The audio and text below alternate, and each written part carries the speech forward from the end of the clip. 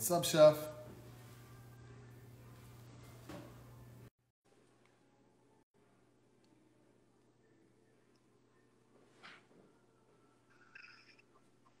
How are you? I'm good, brother. How are you? I'm good. I like how you're wearing the mask. It's it's a way of life. It's a new accessory. It is. It's a must have. Yes. Can you make some out of wood? No, I guess it would take a little more. Put your skills. Get creative. Yeah, put your skills to use. Right, as clients tell me, think outside the box. Yep. So how have you been? You know. You probably stressed. Yeah, you know. Look, you know, it's the one thing we can say is this may affect us in different ways, but we're certainly all affected. We're all in it. It sounds so corny, like I can't really stand that tagline that we're all in it together, but we are. I mean, there's no area of the world, there's no area of the economy, there's nothing that's not affected by this in some way. So it's you know, it's one day at a time, and you got to try and find it.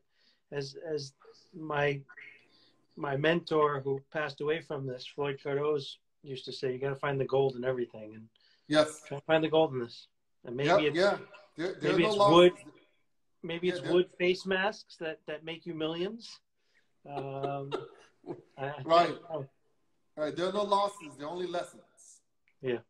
All right. So we're gonna get started. What I want to a couple of things I want to talk about. First, your journey after high school, when you got in the kitchen, your life in the kitchen, the kitchen you've worked in, and then slow it down a little bit to talk about you being able to have your own restaurant and all of the work that went into that, and then the current situation. Okay. All right. So after high school. So, I mean, after high school, I went off to Syracuse, and I had no idea what I was going to do. I actually had a gymnastics scholarship, and that's funny. Makes everybody laugh. I know. I did it my whole life, and I actually equate a lot of who I am today to the discipline and the hard work that you had to put into that sport. And something that's taken me a long time to really kind of recognize and think back and reflect on. And make all the connections. Yeah, you know, I mean, look, every sport is a hard sport, whether it's physically demanding or mentally demanding. But this was one where, you know, you came out battered and bruised all day, no matter what, to keep going and going and going. And I think, you know, my cooking career has sort of been similar. Like, just put your head down. It sucks. There's no money in it, but just work your ass off, and someday hopefully it'll pay off. And so I went to Syracuse on scholarship and really had no idea what I was going to do. And I had fractured my spine my freshman year. So I spent a lot of time in the training facility and with the trainers. And I got really into the idea of becoming a trainer. And, you know, Syracuse had an incredible football, basketball, and lacrosse team. So the training program was incredible. But they didn't have an undergraduate. They wanted me to apply for the graduate school. And so as a result, I needed to get an undergraduate degree that would set me up for being able to do that. You're breaking up. Go ahead. And as a result, I was taking some nutrition classes and some food science classes and some really basic restaurant stuff. And through that, I started to get really excited by the idea of food and food science and hospitality. And in a roundabout way, I met Danny Meyer of Shake Shack fame, Union Square Cafe fame. At that point, it was just Union Square Cafe and Gramercy Tavern. And I met him and asked him if I could do a summer internship at Union Square Cafe. And that was 1995. And Wow. I spent the summer in the restaurant, both the kitchen and the front of the house, and really kind of fell in love with everything that it embodied. You know. Okay, so how old were you? 21? I was a fifth year, so I was 21 at that point. Maybe I was 20. Okay. And yeah, I grew up in a household where we went out to eat on a special occasion for Chinese food. You know, we weren't going to fancy restaurants, so I didn't really understand dining out as a part of my life. Right. And plus being a gymnast, you couldn't really eat too much either, right? Well, I could eat because I worked it off, but, you know, I didn't have much time to go out to eat. Right? I worked out 6 days a week from 4 p.m. until 9 p.m. every day and on the weekend. So there wasn't a lot of that. But again, that discipline, I think, has set me up for my career. And so I really kind of got bit by the bug and fell in love with hospitality and the idea of food, again, not knowing enough about it at that point. Went back to school, graduated, and it was my fifth year because I redshirted the first year. And so I was there for my fifth year, but I only had a couple classes. So I ended up being a teacher's assistant for like 3 or 4 classes. And that was kind of this eye-opening experience that now I was the one teaching. And again, I didn't necessarily know what I was teaching.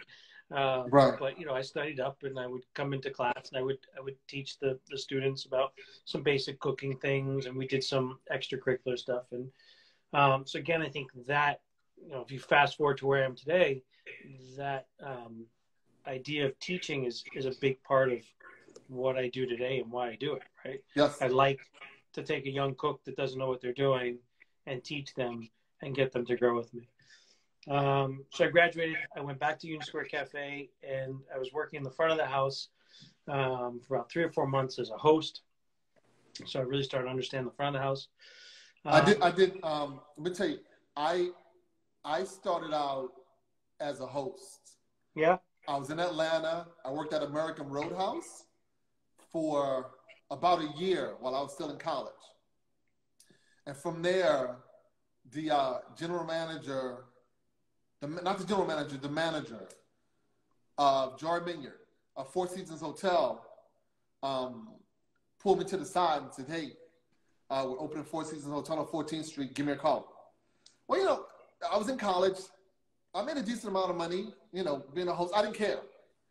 And one day the manager said something that, you know, ticked me off. So I called her. I called her. And at this time, I had no idea what Four Seasons was. I had none. Zero. So I go in and I'm floored. At the luxury, all of this stuff. So I get, she goes, what do you want to do? I said, I want to bartend. Just you made some booze. Because all I'm thinking about is girls. I want to bartend. So they threw me behind a bar. And I remember it was Jennifer and Susan. And they go, just get behind a bar. We'll tell you what to do. And I was in Atlanta for a year and a half. And then I went to Four Seasons Atlanta, which at this time this was 98. This was when it was the quintessential martini bar. There were lines outside on 58th Street to get in. And that was another shock because I'm like, what in the world is this? And these drinks were like $25 now. So, yeah, so go ahead. It's funny. I used to go to Atlanta a lot around 1998. We probably crossed paths. Yeah, it's crazy. Yeah, life is crazy. Small world. Yeah. Small world. But I was there for 18 years. Wow. Yeah, 18 years. And then I left that to do this. And that was 4 years ago. And Right before they changed the rooms. And look at where you are today. Yeah, yeah. You know, you talk about being broke. When I was at the Four Seasons, I was a waiter. I started out as a bartender for a year and a half. And then I found that the cocktail service made more money and work less. So I'm like, you know what? That's probably the better job to have. So I applied to be a cocktail server. You know, that place is so damn corporate. I had to interview all over again to get the job. The assistant manager, the manager of the hotel. It's like I came in off the street, but you know, that's why they keep it the way that it is. Yeah. And I got the job, and I worked 4 days a week.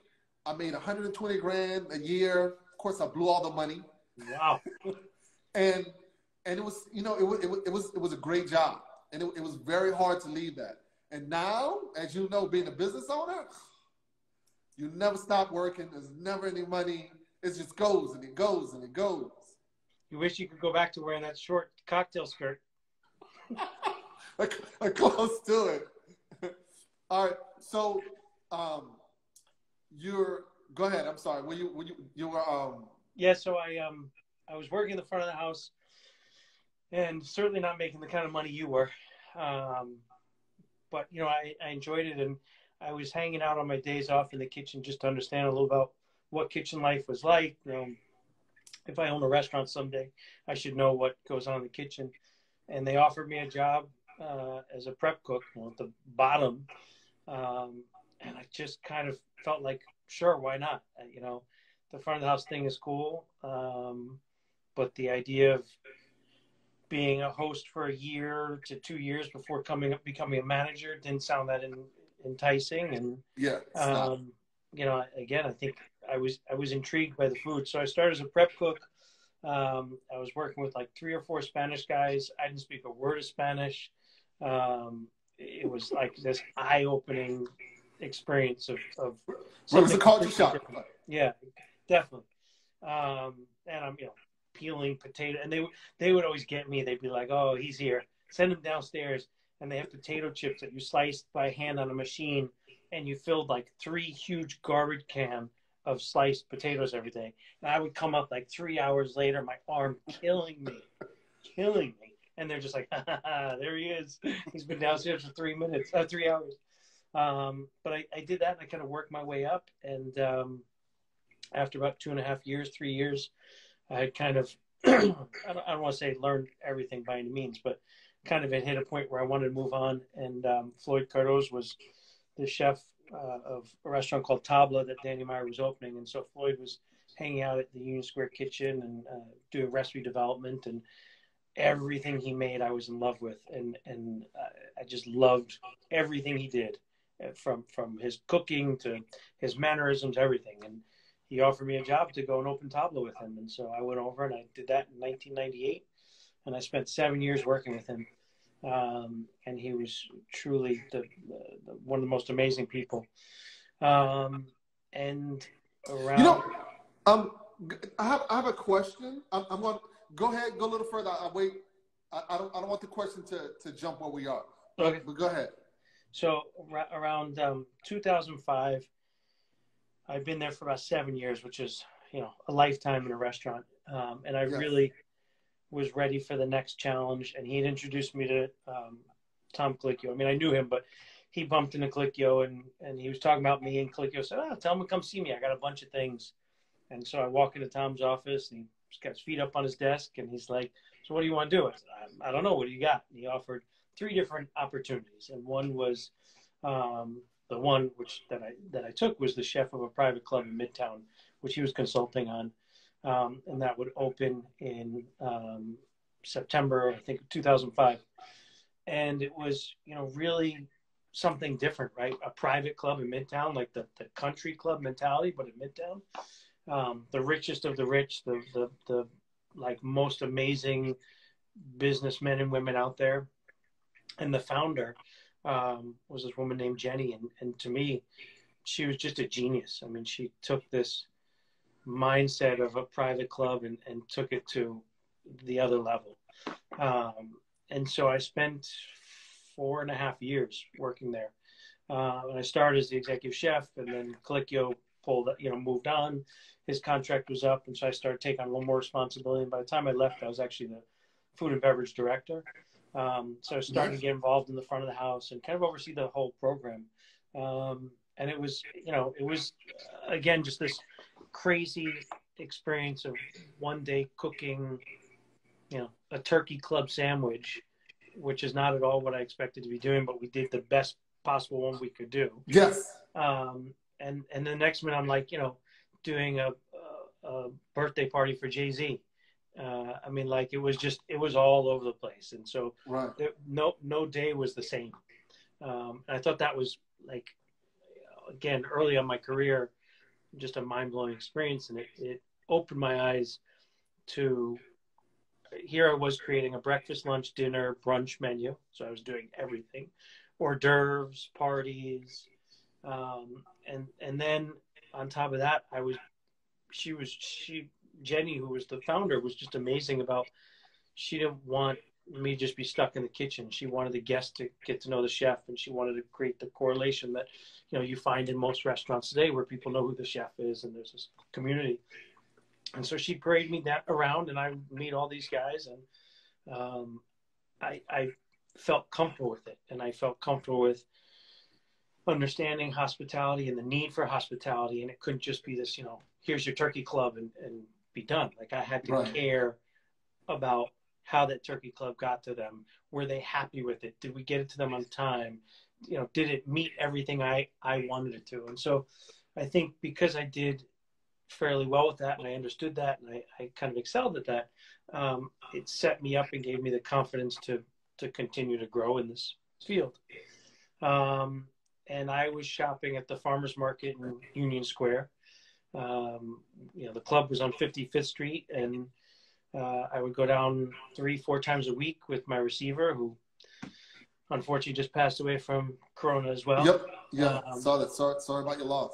Yeah. And he and I would go down, and we'd pack 2 taxi cabs. These guys hated us. We'd pack them, cases and cases and bags. I mean, we'd bring back, 500, 600, 700 pounds of produce in these taxi cabs. The yellow cab.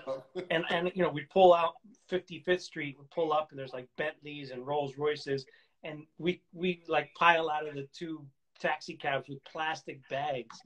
And I remember one time, one of the members who would always bust my balls because we were so seasonal, and he wanted strawberries whenever he wanted them, and blah blah blah. And I walked out with this crate of fresh strawberries, and I called him by name, and he's getting out of his car going for his lunch meeting. He said, "Taste one of these," and he tastes one like just warm, straight from the market. He's like, "Holy shit, I've never had anything like this before."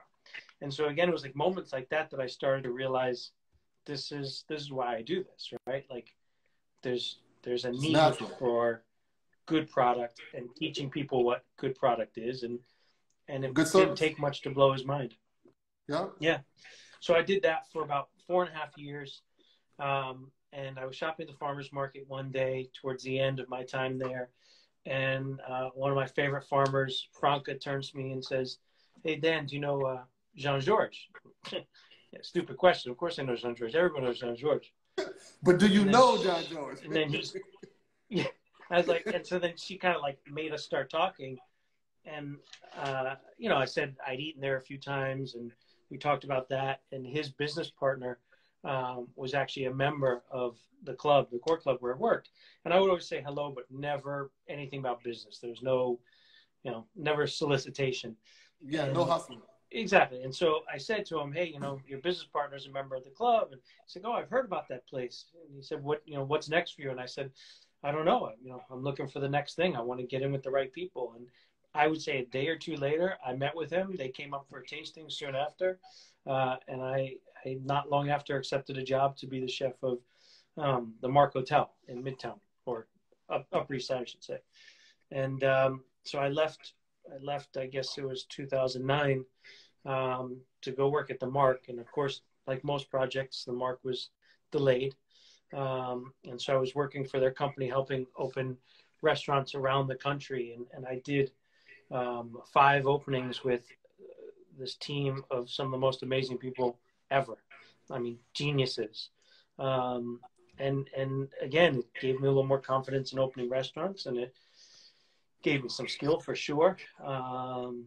And it was just, it just kept pushing that, like, that need to do this for the rest of my life. Right. And you also kept making the right decisions to go in the right places to learn the next step. Yeah. And I think, luckily with the right people, I always kind of joke, you know, the movie Sliding Doors with, was it Gwyneth Paltrow? Where, you know, she gets on the train or she doesn't get on the train. They show the 2 versions throughout the movie. I feel like I constantly had that. Like I did the right thing, and I think, like, well, what if I didn't do that? And you can spend your whole life doing that, but it's always amazing to say, like, well, if I hadn't talked to Jean-Georges at the market, I wouldn't be where I am today. And I started working at the Mark. Yeah, and I started working at the Mark, and probably about, I don't know, eight months in maybe. I'd done 4 or 5 openings with them, and the Mark was still delayed, but we had room service up and running, which I'd never done before. So again, great experience. Yep. And he came to me and basically offered me the position of the chef for ABC Kitchen. And that was something that when I first had been talking to them, they thought they might do. And they knew that, you know, again, I met them shopping at the farmer's market. So they knew that, you know, my MO was the farmers and to do that. You like fresh vegetables. That was a no-brainer. And I left the Mark to go full-time in December or January. And, you know, I say it all the time. I think, and I'm sure he would probably say the same thing. I think we just set out to create a good restaurant serving good seasonal farmer market driven food. And, you know, that was it. Like, we just wanted to be good. We didn't expect for it to take off the way it did. And right place, right time. That place was hot. Yep. And for all of us. Hot. Let me tell you, I remember us going in, and at the time, Jackie says, "Oh, Pat's going to take us to dinner." Pat was our boss. She goes, "It's at ABC Kitchen, and you need to go." And I'm like, "Okay." So I walk in, and it was packed. It was packed, and it was in the back, close to the kitchen. There was this enormous maple table that was circular with live edge on the inside. I walk in outside it. I'm like, "Wow." And the place was beautiful. We're sitting at this beautiful table, and there's this wonderful food. And like you, I'm like, okay. And I'm thinking, I need to be on this level with the furniture. And, you know, it's just, you know, one thing leads to another. Right. I mean, again, that's sliding doors, right? Maybe if you hadn't seen that table, you might not have that same excitement. So yeah, I wouldn't have been able to see it on that level. Right.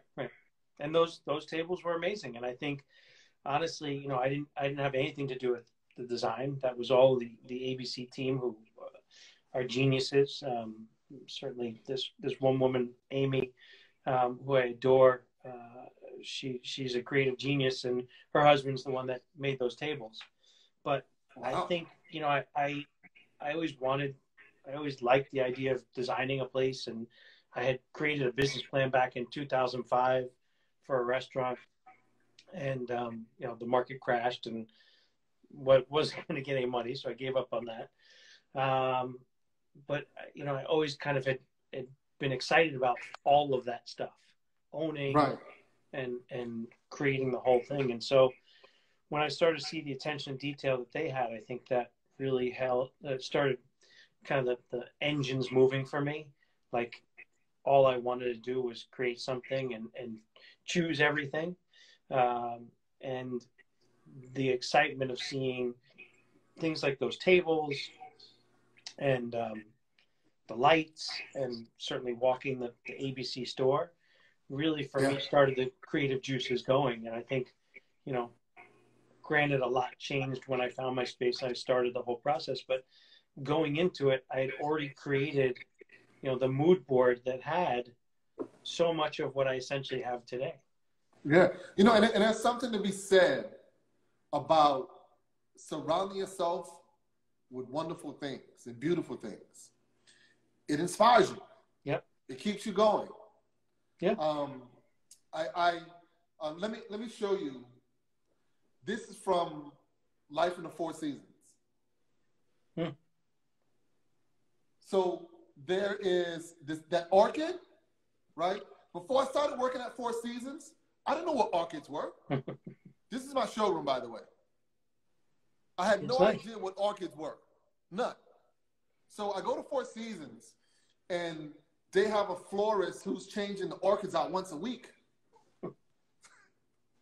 Not anymore. Right. Right. And I'm like, wow.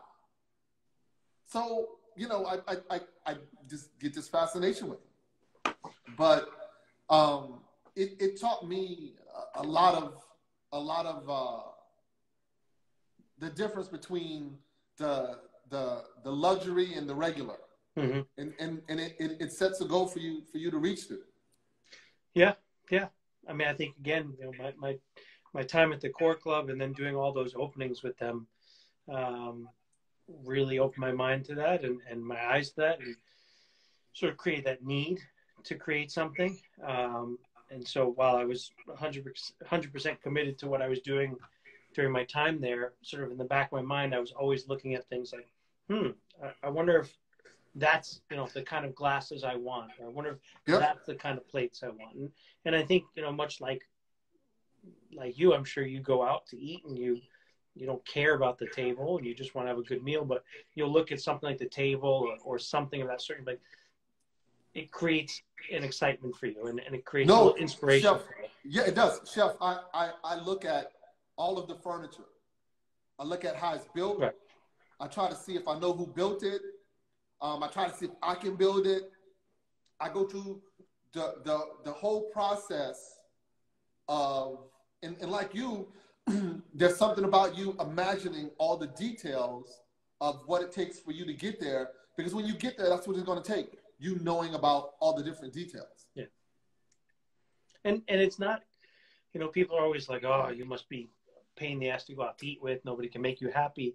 And it's not so much about that. Like for me to go out to eat, it's a means to an end. I don't really, I'm critical, but not to the point where I'm miserable to be around. Like I'm critical more from the standpoint of, is this what I would do? Is it something that's inspiring to me? But ultimately it's just a means to an end. I don't really care. But I can't help but dissect it.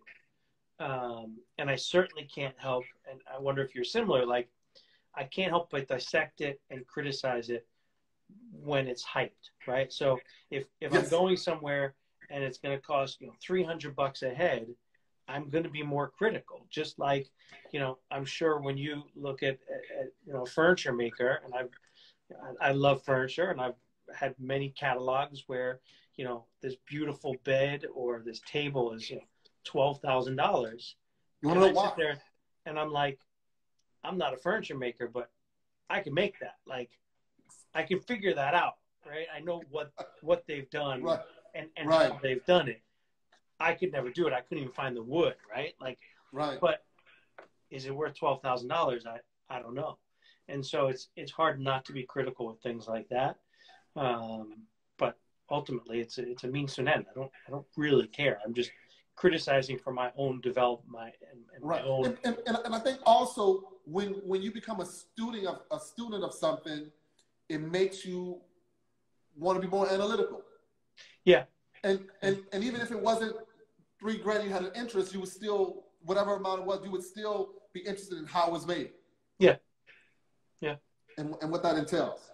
Okay, so now you're at ABC Kitchen. Okay, now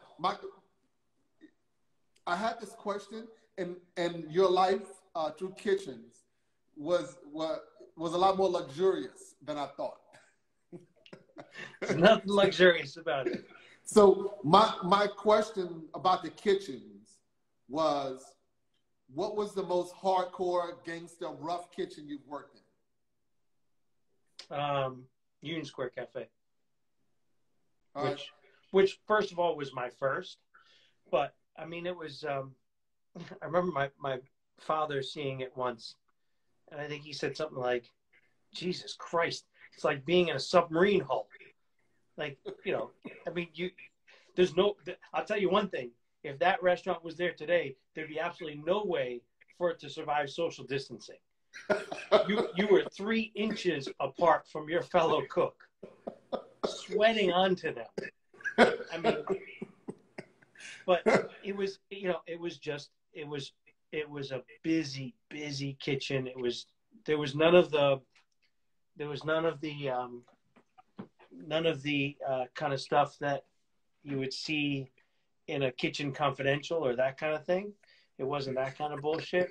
But it was rough and dirty, and dirty in the like rough and tough sense. Yes, it was busy, a lot of movement and busy.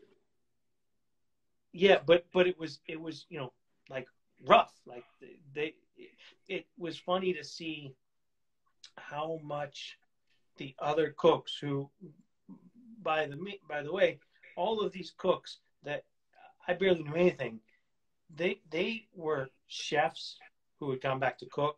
They're executive sous chefs who'd gone back to cook. They were cooks who've been working for 2 or 3 years, and I'm working next to them. Was and this so like they like kitchen take rehab? shit from anybody, and I don't mean shit. I mean, like, if they thought I was trying to pass something off that wasn't right, they'd call you out. If they thought I wasn't hustling enough, they'd call you out. And so for me, it was rough and dirty in the sense of really kicking my ass every day. And it's a good way to start. It was. It really was. And I talk about that experience a lot because I think, first of all, it teaches you to make a lot of something. You have to do things over and over and over again. You picked up 65 or something in a night. It was hot. You sweat your ass off all day long. But what I thought was so amazing about it is, like, you'd have something like a salmon, and you work the saute station, which literally was essentially like the size of a home stove, right? Like 4 burners and right. One more little burner next to you. And you might have 12 cooking at one time. There was no room. So you learn how to cook a piece of salmon 3 different ways, 4 different ways, just in the oven, on the stovetop in the oven, on the stovetop only, stovetop in the salmon. Like, it forced you to really figure out a way to create the same product all these different ways. So I thought that one was really like the most amazing learning experience. And there was a lot of times when I didn't want to do it anymore, and I wanted to quit because I thought it was too hard for me, and I didn't think I would be any good at it. And it kind of taught me to just keep pushing through. You don't have a choice. Push through. And yeah. You what? If it's not for you, you walk away when you've really tried it as much as you could. But at that point, I hadn't. Like, I'd only been doing it for a couple of years, so I needed to push through more. Yeah. I like, a lot of guys come to me and want to say, I want to be a woodworker. So I send them to the yard. So they go to the yard to help Polo mill. They don't make it. Yeah. Same thing in our field. And just wait until you have, like, you're rich and famous, and you have some show on, like, Bravo as the Blacklumberjack, and everybody wants to be just like you. Now, nobody's gonna go to the lumberyard. The first splinter, they're gonna go running. Right. They're gonna want to go. They want to go straight to the TV. Exactly. Okay. So, how long were you at ABC Kitchen? Almost 5 years, like 4.5, 5 years. And I had helped open ABC Cocina. We were supposed to open ABCV, which is the vegan restaurant they opened, all in the same building.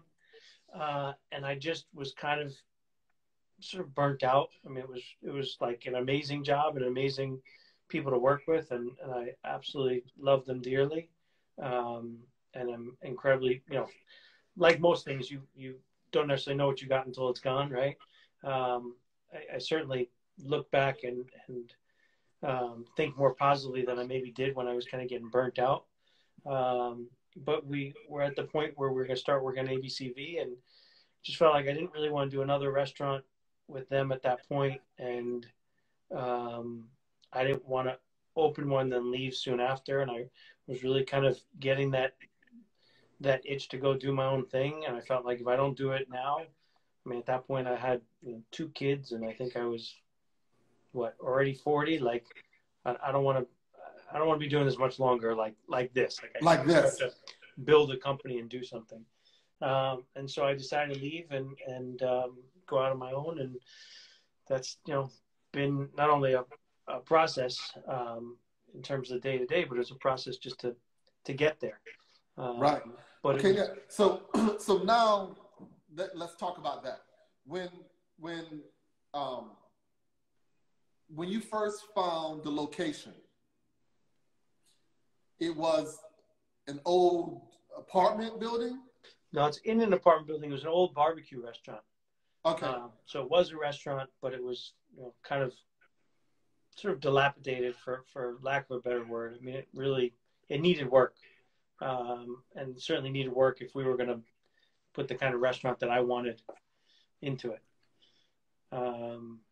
So we had to basically gut the building. Part of the building was actually caving down, so we had to lift it back up and bring new beams in. Right, so you had to open the whole thing up. Did you all pour? Which is how we met. Huh? Yes. Did you all pour foundation in it? No, we trenched out a lot of the foundation to run plumbing, and then poured new concrete. But no, I mean, the main structural work was one center beam going through the whole building, and then all of the floor joists came out. And those floor joists are what brought us together. Yes, I got the call that you all were doing a restaurant, and you needed to get rid of the lumber. And I'm like, hey, why don't we put that back in? And Parker, Ben Parker said, you know what? Let me talk to my people. So he talked to the people, and they were like, yeah. So I pulled up in my trailer, and I did that way too long. I pulled up in the trailer, maybe four or five loads of wood we put in there. We put it in the kiln. We made the tables. You helped design the legs. Mm-hmm. And you needed them to be detachable. Mm-hmm. And I built that. That was a big headache for me at first. And I kept going back, like, it's not working. And then something tells me, try a smaller screw. So I get a smaller screw in. So we opened up. The place is gorgeous. We got the tables back in, and then business is booming. Yeah. Things are wonderful. It's crazy. How long is it wonderful? Things are going. things are going. So how long were you? 2 years? About 3.5. Wow. So 3.5 years. I guess three and a quarter or so before all this crap happened. Right. So 3.5 years, things are good. You're busy. And then this happened. Yeah. So what were you thinking when you first heard that you may have to close? Yeah. It's funny. I think much like many people, we kind of had been hearing about this, and I don't know, just thought, like, there's no way it's going to affect us. Like, we're New York, we're America. Like, it can't affect us. We've had these things before. And, the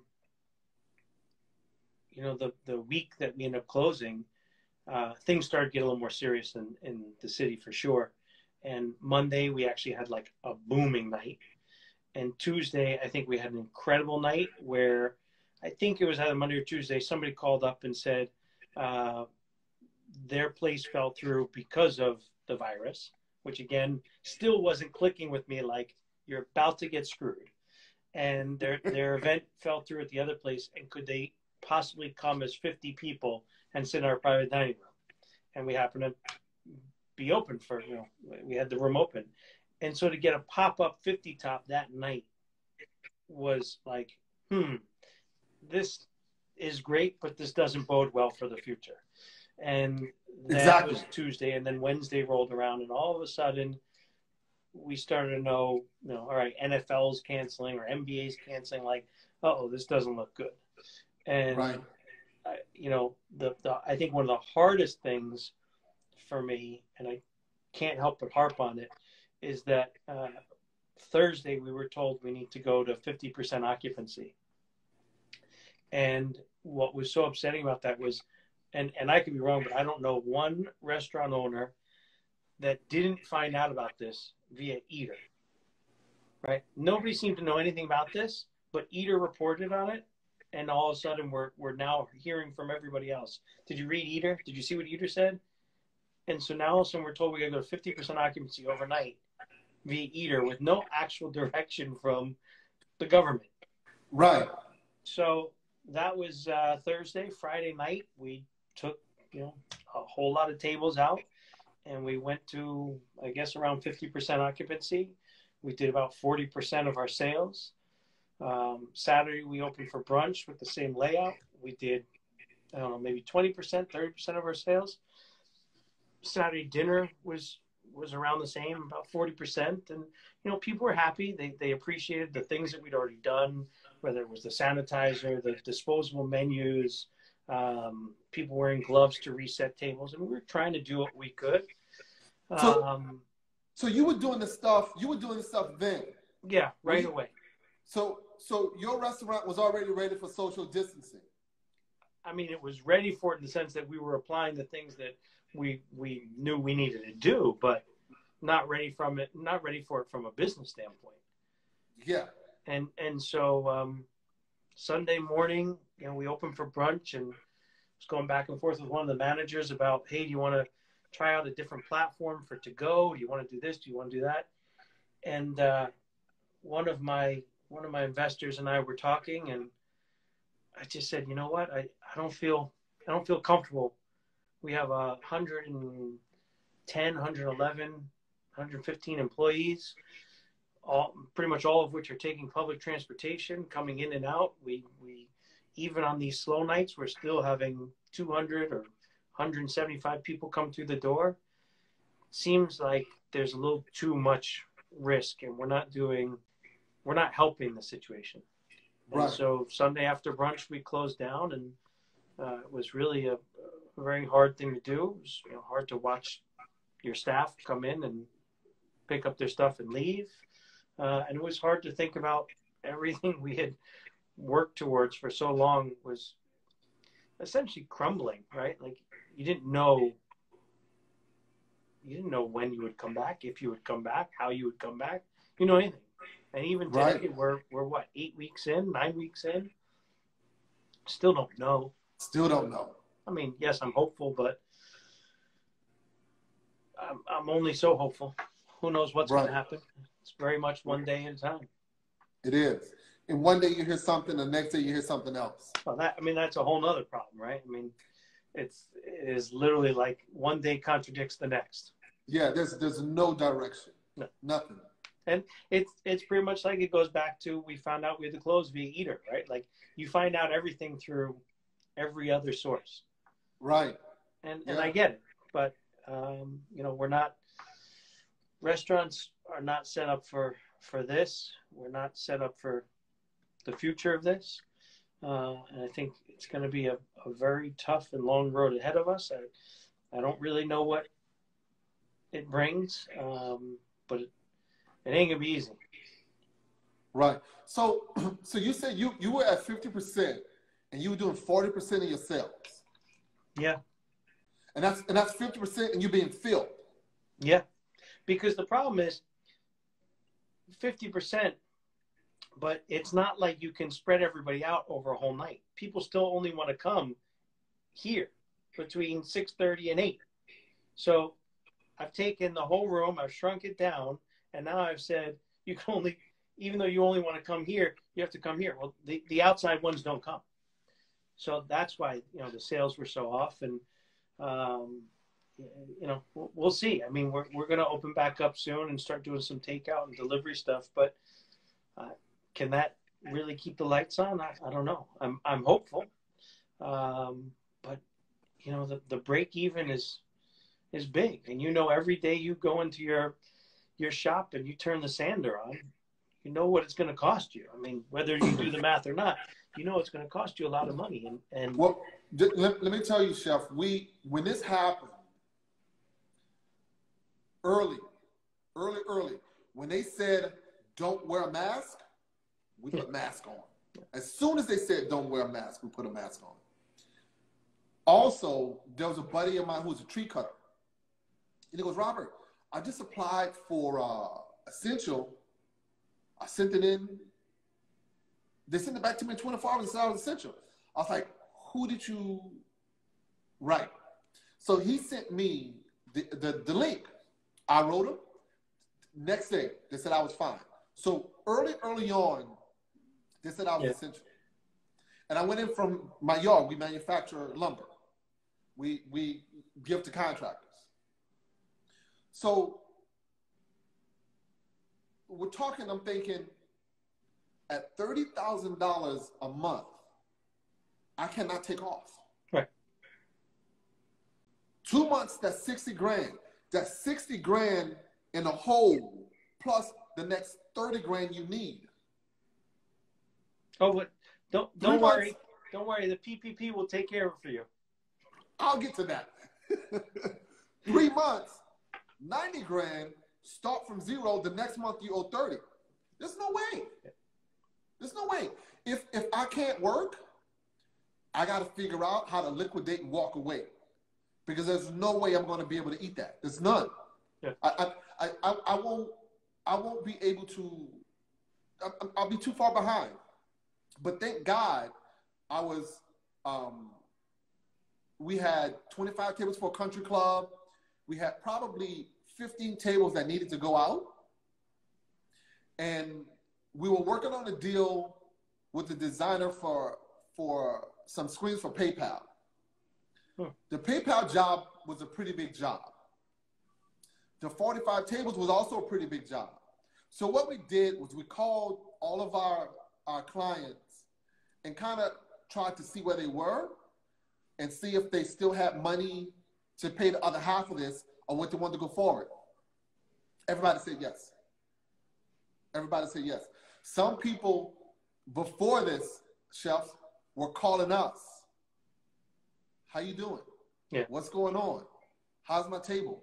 And I thought that they were being insensitive. But they were honestly checking on their investment. Right. Right? They're giving me a deposit of a table of $5 grand. They want to know what's up. Yeah. And I told them, I said, listen, I can't afford to close. And I need the money. So I need that other $5 grand. I said, don't worry. I said, we moved a little slower, but we're going to make it happen. And, we thank God we've been working and it all worked out. 2 days ago, we got the check from PayPal. Now, that PPE is, it's the way that it works, it's 2 times what it costs you, 2.5 times what it costs you to operate your business. So if your payroll is X, you only get 2 months. You get enough for 2 months. Yeah. So, but what do you do? What do you do if you're a restaurant that can't be open? What do you do if you're a restaurant with a huge payroll every month? Yeah. Every week. And even in a few weeks from now, when we open for takeout and delivery, it's only going to be a few of us. Yeah. So now I got money that can only be used for one thing, or one thing plus rent and utilities. But the main chunk of it is one thing.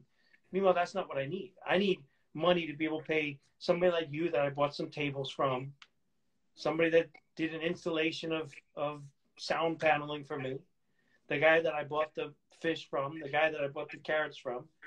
I need money for that. And then I need money to continue to pay those guys because just like you, I want to go back to work and I want to employ a few people, but I need to stay busy because I need to bring some money in to pay some bills. Yep. So it's this catch-22. It is. They don't understand it. They don't. You know, I thought the best way for them to pay people would have been to do it through the businesses that they work for. So you would get the money as a restaurant to pay your employees. That way, there's a number on who and how many people get paid. The people who want unemployment before, that's different. But just sending all these people off and throwing money at them is crazy. Yeah, it's well, crazy. You know, now they're making more money than they were when they were working. Yeah, and that's why I always said that had they given it to the employees to continue paying the workers, it would have been cheaper. Right. Because you're keeping people at their rate. Right, but they a little too late. Yes. And again, the issue is not. I mean, we need the employees to be paid, but the issue is not just the employees. The issue is the business in a month, 2 months, 3 months, 4 months. This thing is 8 weeks long that they want you to spend the money in. 8 weeks, right? By the time the average restaurant will be able to reopen, you're going to be 4 or 5 weeks into the 8 weeks. In New York, we might not even be allowed to open until June or July, right? Yeah, it might be 12 weeks. Right. So at that point, what did you do with the 8 weeks? You used the money, you took people off of unemployment, which is what some places are doing. Unemployment, putting them on their payroll, and then they're just going to put them back on unemployment because they're not able to actually hire them. Because again, when you're 50% occupancy, you're going to need less than 50% of your staff. Yep. So what's the point? Right. Yeah, and that's going to be tough. You know, it's a tough one. Let's see if there's any questions. I'm making some cutting boards, by the way. You need some wood? No, I'm gonna come and get some real nice wood, but I got some countertops that I cut down, and I bought some new router bits, and I'm making some cutting boards for a couple friends. If you need to borrow the shop, you can come and do it.